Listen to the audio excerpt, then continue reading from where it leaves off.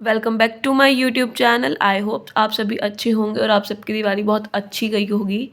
मैं आपको आज बता देती हूँ, आज मेरी थोड़ी तबीयत सी डाउन है, मुझे थोड़ी सी प्रॉब्लम आ रही है बोलने में। तो अगर आपको मेरी आवाज़ थोड़ी चुभ रही हो कानों में तो उसके लिए I am really sorry. But आपके लिए सिलेबस कराना बहुत इंपॉर्टेंट है। तो हम यहीं से अपनी वीडियो को कंटिन्यू करते हैं। हमने हमारा लास्ट वीडियो में न्यू चैप्टर स्टार्ट किया था, दैट इज़ कंट्रोलिंग। और उसके हम प्रोसेस पे आ गए थे। उसका फोर्थ स्टेप है एनालाइजिंग डेविएशंस। अब हमें देखना है कि हमारे डेविएशंस क्या क्या हैं। स्टैंडिंग भी अटेंड, मतलब देखिए आपको अब ये चेक करना है, इफ़ येस तो आपको कुछ करने की ज़रूरत नहीं है, आपका वर्क एज़ यूजुअल चलना चाहिए। और आपका जो प्रोसेस है, एक्चुअल परफॉर्मेंस है, वो मेजर्ड है और रिमेनिंग प्रोसेस है उसको आप कंप्लीट करिए। अगर आपके स्टैंडर्ड्स अचीव नहीं हैं तो आप उसके लिए क्या करिए, देखिए नेक्स्ट पॉइंट देखिए, इस डेविएशन फाउंड एक्सेप्टेबल। अगर आपका एक्चुअल परफॉर्मेंस आपके डेविएशन स्टैंडर्ड से कम है तो इट मीन्स आपको एक्सेप्टेबल है, तो आपको कुछ करने की जरूरत नहीं है, वर्किंग एज चलेगा। अगर आपका स्टैंडर्ड कंप्लीट नहीं है, एक्सेप्टेबल नहीं है, तो आपका स्टैंडर्ड तो मतलब आपको नथिंग इज़ रॉन्ग, आपकी डेविएशन रिकॉर्डेड है, आपको करेक्टिव एक्शंस लेने पड़ेंगे, वो प्रोग्रेस को वर्क में लाना पड़ेगा। स्टैंडर्ड्स को फिक्स करो, जहाँ रोंग है उन्हें डिसाइड करो, रिवाइजिंग द स्टैंडर्ड। फिर अगर आपको कुछ रॉन्ग लग रहा है तो फिर आप फिक्स्ड करो, अपने न्यू स्टैंडर्ड्स बनाओ और फिर अपनी एक्चुअल प्रोसेसन को मेजर करो, अपनी प्रोसेस है जो चल रहा है। डेविएशन टॉलरेंस लिमिट क्या क्या होंगे, principle of critical point of control, जहाँ पे जो आपके एक्टिविटीज़ हो रही है, डिटरमाइन हो रही है, वो देखिए वो कहाँ कहाँ कर रही है, आपका एक्चुअल परफॉर्मेंस आपके अकॉर्डिंग टू प्लान चल रहा है या नहीं चल रहा, मैनेजर्स को इन्वॉल्व होना ज़रूरी है या नहीं है, आपको क्या कहाँ कौन सी एक्टिविटीज़ पे ज़्यादा टेंशन देनी चाहिए और कौन से अनफेवरेबल रिजल्ट है जिनकी वजह से आपको हैवी लॉसेस करने पड़ रहे हैं। प्रिंसिपल ऑफ एक्सेप्शन, एक्सेप्शन का क्या मतलब होता है कि ऐसा कंट्रोल जो आपके एफर्ट्स पे प्रोपोर्शन ला दे, अटेंशन दे और ज़्यादा से ज़्यादा जो बैड डेविएशंस हैं उनको रिमूव कर दे, गुड्स को डाल दे।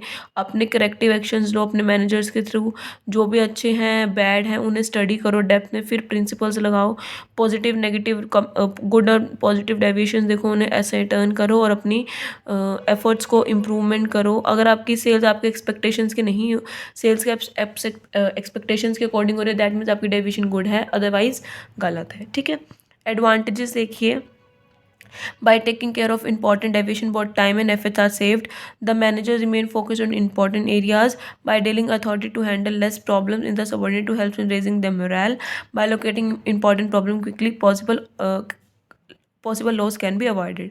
तो इन सारे पॉइंट्स की वजह से आपको काफ़ी ज़्यादा बेनिफिट होगा।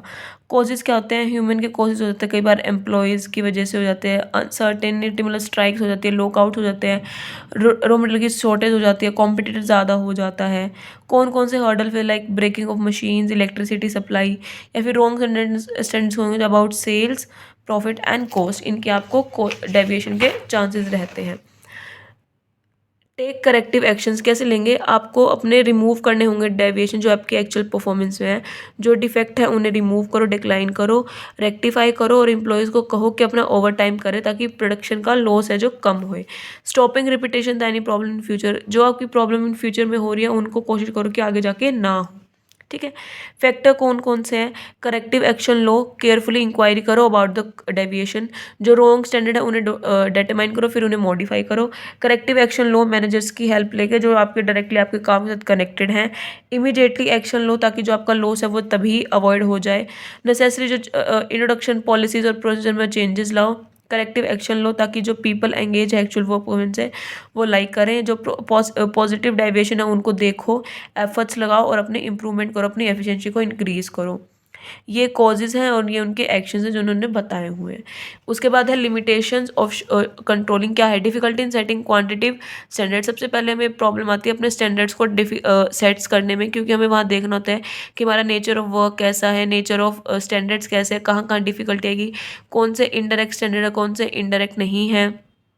ये सब हमारा कभी भी कंट्रोल नहीं रहता हमारे एक्सटर्नल फैक्टर्स पे, हमेशा हम इंटरनल मतलब जो हमारे मैन पावर है, मटेरियल है, मशीन है, इन पे हम ध्यान देते हैं, बट जो हमारे एक्सटर्नल है उन पे नहीं देते, like government policies, technical changes, competition.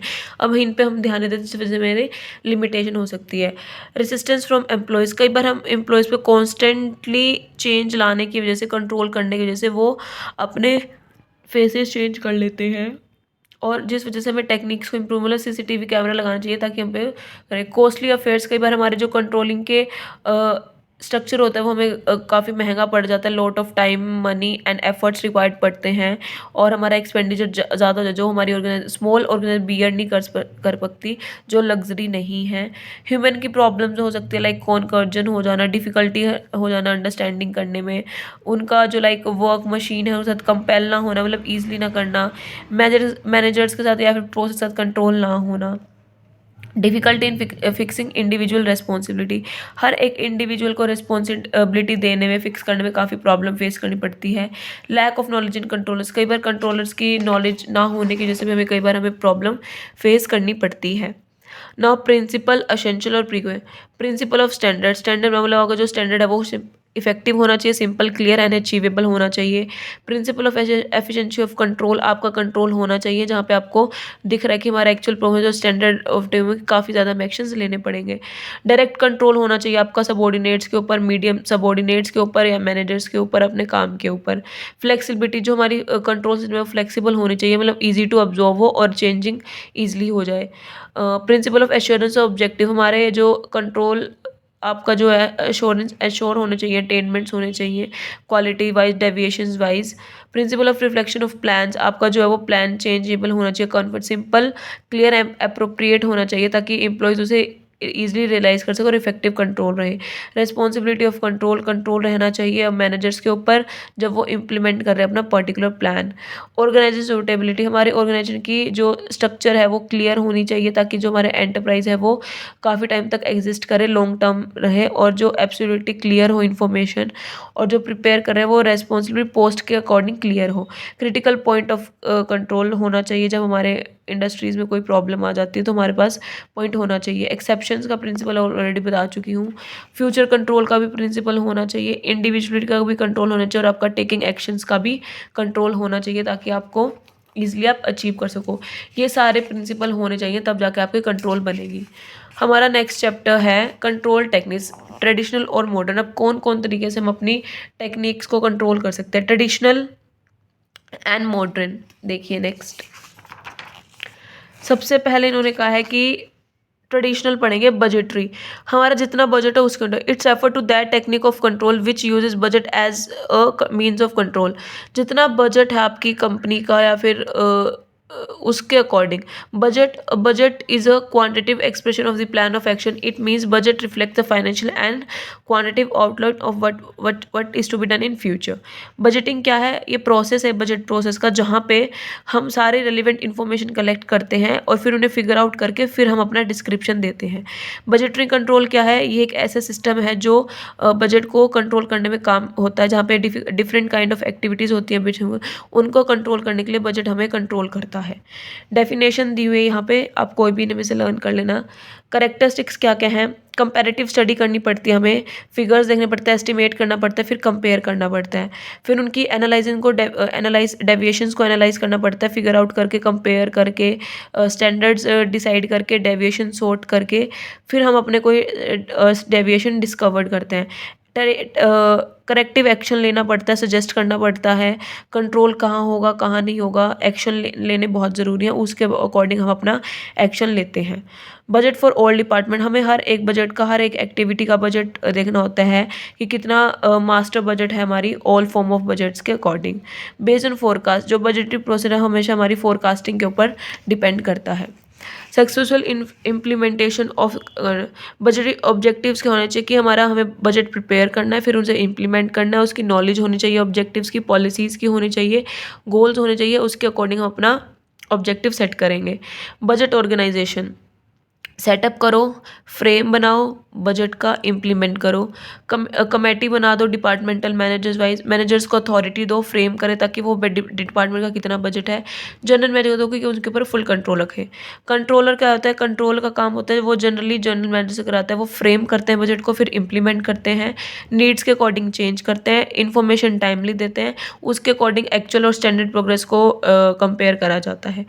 Period क्या होना चाहिए जो हमारा प्रिपेयर और इम्प्लीमेंटेशन का लेंथ और शॉर्टन होना चाहिए according to our business.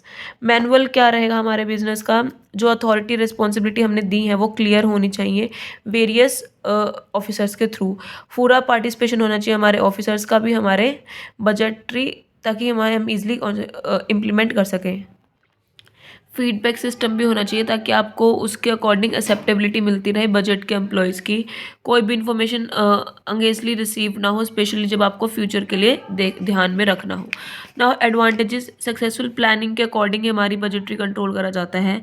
Plans के ऊपर बेस होता है, डिपार्टमेंट मैनेजर्स की इन्फॉर्मेशन के अकॉर्डिंग, एक्सपेक्टेशंस के अकॉर्डिंग होता है, हमारे एक्सपेंडिचर के अकॉर्डिंग होता है, हम कितना इनकर्ड कर सकते हैं, हमारे प्रॉफिट के एक्सपेक्टेशंस के अकॉर्डिंग होता है, उनका अटमोस्ट एफर्ट्स होते हैं उस टारगेट को अचीव करने के लिए, वो हेल्प करते हैं ताकि ये प्लान सक्सेसफुली कंट्रोल हो और डिसाइड किया जाए।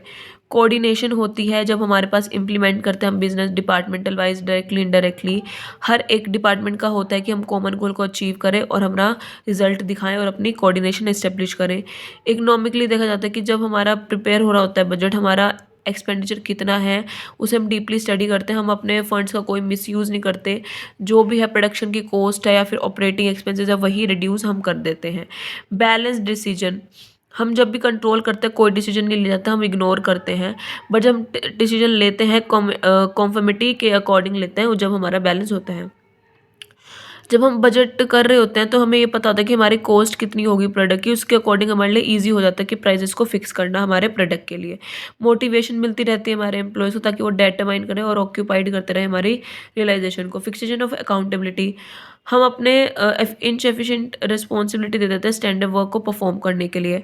यहाँ पे अथॉरिटी और रिस्पॉन्सिबिलिटी की क्लैरिटी होती है हमारे एम्प्लॉयज़ के लिए कि जो मैनुअल बजट है, सुपीरियर्स हैं वो उनका कोई इशू ऑर्डर नहीं है, जो डायरेक्शन टाइम है, सेव्स हैं वो अकॉर्डिंग टू हो जाएगी। मैक्सिमाइज प्रोसेस, जब हम करते हैं कंट्रोल तो हमारा मैक्सिमम प्रॉफिट होता है, मिनिमम कॉस्ट होती है, ताकि हमारा जो ऑप्टिमम यूटिलाइजेशन है रिसोर्सेज का वो अवेलेबल रिसोर्सेज के अकॉर्डिंग हो जाए। फोरकास्टिंग एंड फाइनेंशियल नीड्स, जो हमारा रिसिप्ट और पेमेंट का है वो भी चलता रहता है साथ ही साथ, और जो हमारी शॉर्टेज है मनी की वो भी हमारी क्लियर आउट हो जाती है। डिसएडवांटेज एंड लिमिटेशन क्या है, डेंजर ऑफ इनएक्यूरेट एस्टिमेशन, कई बार हमारे इनएक्यूरेट एस्टिमेशन की वजह से हमें प्रॉब्लम फेस करनी पड़ जाती है। इनफ्लेक्सिबिलिटी होती है क्योंकि उसकी कोई भी पॉसिबिलिटी नहीं होती, कभी भी कुछ चेंज आ सकता है।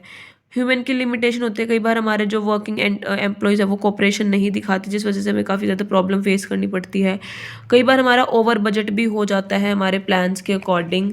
और एक्सपेंसिव मेथड है क्योंकि सबसे पहले हमें हो जाता है यहाँ पे टाइम, एफर्ट्स एंड मनी लगती है, उसके बाद ही हम कुछ कर सकते हैं। नाउ प्रोसेस ऑफ बजटिंग करो, 4 पार्ट हैं।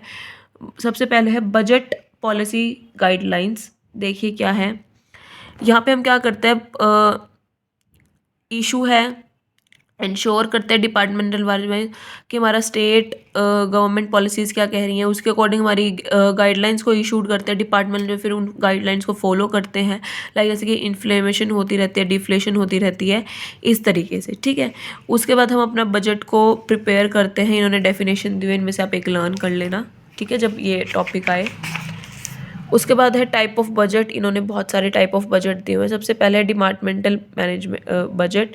सेल्स बजट में क्या आएगा, जो हमारी सेल्स होती है, मतलब इसमें ध्यान रखा था कि जब हम प्रिपेयर कर रहे होते हैं कि हमारी सेल्स कितनी होगी, अबाउट पीरियड, मतलब गुड्स की क्वालिटी, प्राइस, टाइम कितना है और कितने टाइप के प्रोडक्ट सोल्ड होंगे, क्या उनका एस्टिमेशन होगा, कितने डिफरेंट काइंड ऑफ प्रोडक्ट्स हैं, कौन से टाइम पर करी जाएंगी, कौन सा सेल मैनेजर सर्वे करेगा, क्या कॉम्पिटिशन है, क्या टेंडेंसी रहेगी। Selling and distribution expenses budget, जब हम प्रोडक्ट को सेल कर रहे होते हैं, डिस्ट्रीब्यूट कर रहे होते हैं, मतलब जो हमारे एक्सपेंसेस होते हैं ट्रैवलिंग के, डेवलपमेंट, रिसर्च के, एडवर्टाइजिंग के, वहाँ पे कितना बजट होगा। प्रोडक्शन का कितना बजट होगा कि जब हम अपने प्रोडक्ट को प्रोड्यूस कर रहे हैं, रॉ मटेरियल जाके उसे फिनिश गुड में बदल रहे हैं, रॉ मटेरियल का, लेबर का, ओवरहेड्स का, इन तीनों का बजट मध्य रखते हैं। फिर परचेज बजट कितना होगा, हमने जो जो मटेरियल खरीदा डायरेक्ट इनडायरेक्ट उसका। एडमिनिस्ट्रेटिंग मतलब जो सैलरीज है, टेलीफोन बिल है, स्टेशनरी, बैंक है, एक्सपेंसेस हैं, उनका कितना बिल होगा। कैपिटल एक्सपेंडिचर कितना होगा, लाइक मशीन्स, बिल्डिंग का, वो बहुत हाई हो जाता है। इन सब बजट्स को, ये सारे बजट हमारे इस बजट में आ जाता है। उसके बाद कैश बजट कितना होगा, कि कैश कितना रिसिप्ट है, कितना कस्टमर्स हैं, कितनी प्रॉपर्टी है, कितने पेमेंट की है, कितनों ने की नहीं, कि बोनस का, इंटरेस्ट का, प्रॉपर्टीज़ का, डिस्काउंट का, इन सब का बजट भी हम ध्यान में रखते हुए फिर हम आगे से बजट्स में हमारे डिपार्टमेंटल मैनेजमेंट आ जाता है। ये हमारा सेल्स डिपार्टमेंट का सारा बजट यहाँ कॉन्क्लूड करा जाता है। उसके बाद आएगा हमारा मास्टर बजट, ये हम नेक्स्ट वीडियो में कवर अप करेंगे। सो आज के लिए बस इतना ही। सो वीडियो को लाइक, शेयर, कमेंट कर देना एंड चैनल को सब्सक्राइब कर देना और अपना डाउट कमेंट सेक्शन में फिलअप कर देना। Thank you, have a nice day.